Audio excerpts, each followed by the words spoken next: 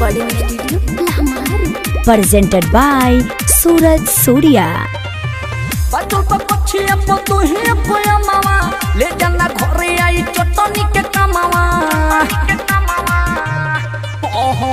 बचल पर पछी अब तू ही कोया मावा ले जाना घरे आई चटनी के कमावा टनी डंडा चलावो सहूर से एक बिता दूर से मारो टनी लूर से एक बिता दूर से मारो टनी लूर से एक बिता दूर से मारो टनी लूर से Presented by Suraj Surya।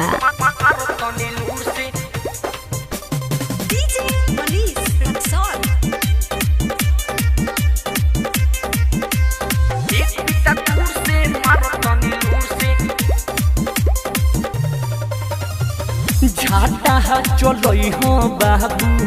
गहमा छा से तो पके मुहावा बचई हो ताकि लह गजाई चोपके झाटा चलो हो बाबू गहमा छा से तो पके मुहावा बचई हो ताकि लह गजाई चोपके मालो ताजा पई खजूर से एक बिता दूर से मारो तनी लूर से एक बिता दूर से मारो तनी लूर से एक बिता दूर से मारो तनी लूर से एक बिता दूर से मारो तनी लूर से एक बिता दूर से मारो दूर से मारो दूर से ज्यादा लचकावो जोन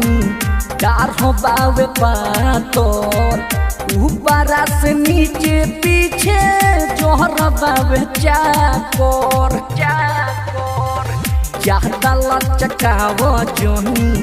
कार हो बावे पातोर